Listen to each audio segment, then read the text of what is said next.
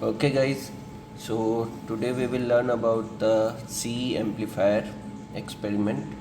Uh, our aim of the experiment is design a C amplifier with emitter degenerative resistance, you can say. So we have to design first the emitter resistive resistance with emitter resistive resistance, and second without emitter resistance.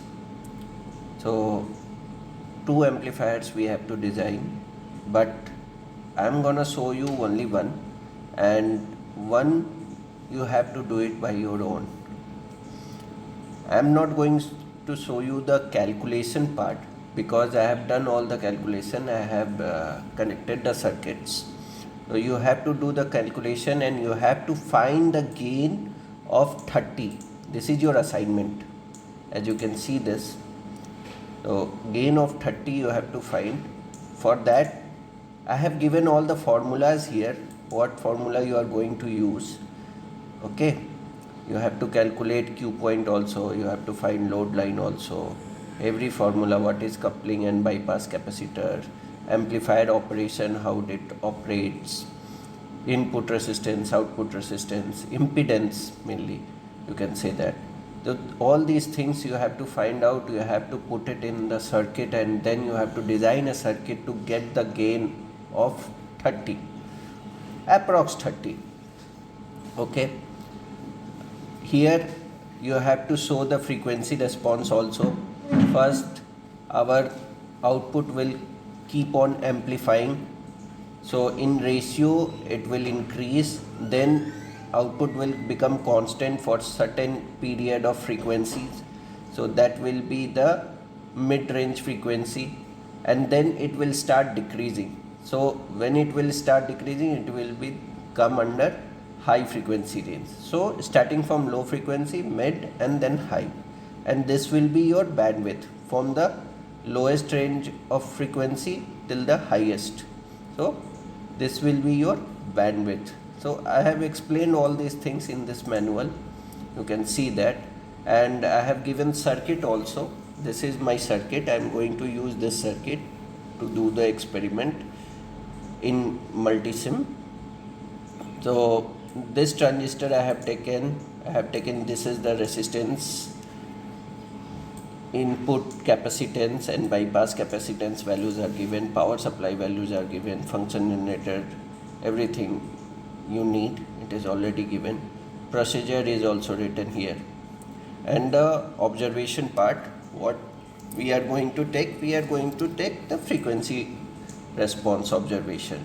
Here you have to mention the input, whatever input you are going to take, 1 volt, 2 volt, whatever it is, and then you have to vary the frequency. You have to see the output according to the frequency. At each and every frequency you have to see the output.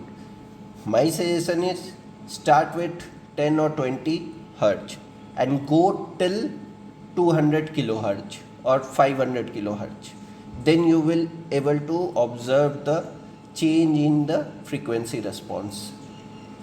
So I think you need at least 15 to 20 observation in this to plot this graph perfectly, and then you have to find out the gain, and then gain in dB, as I have already shown you in last experiment how to find out the gain, and you have done all these things in your theory part.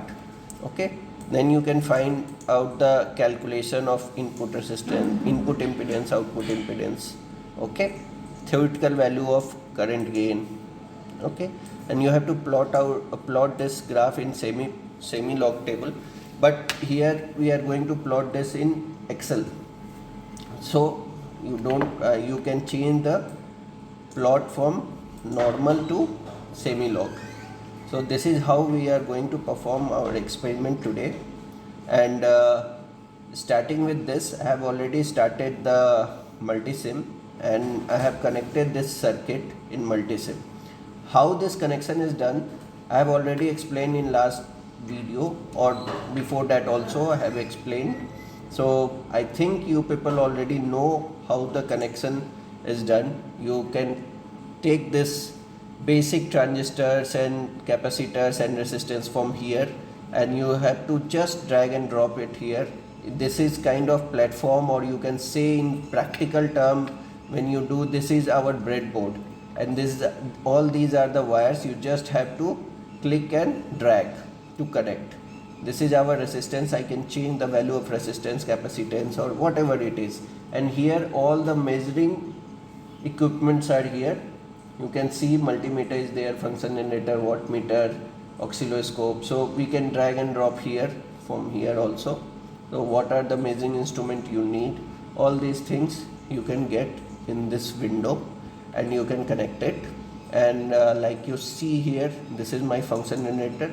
I have taken frequency, this is 4 kilohertz, but I am going to start with 1 kilohertz. Okay, this is for me, but you have to start with, I think, okay, I will make it hertz.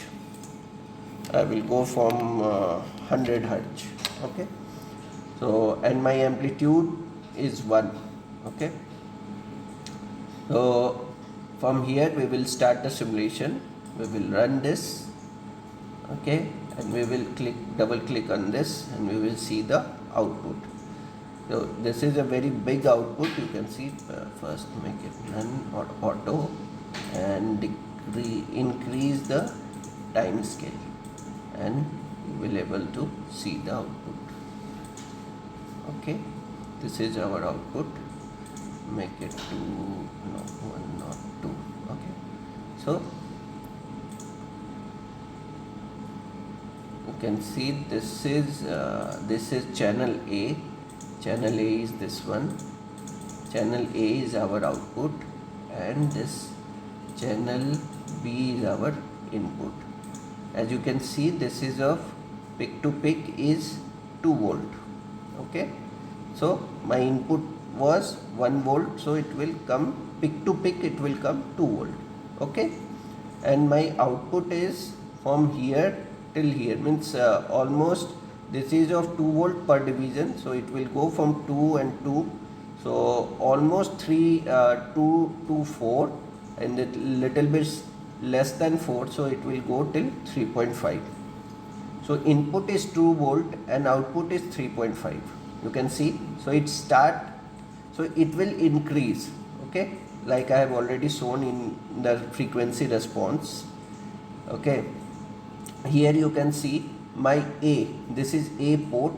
A port is connected to the output side, and this B port is connected to the function generator. So this is B and this is A, so both are connected, and you can see the output here. Similarly, I can change the input means frequency, and we will observe the output again. First, stop this simulation, click on function generator, and make it make it 500 hertz. Okay, and then again start the simulation and see. First make it auto, change the time division. Okay, I have to increase this. Yeah, you can see that. Make it single, so you can observe properly and see.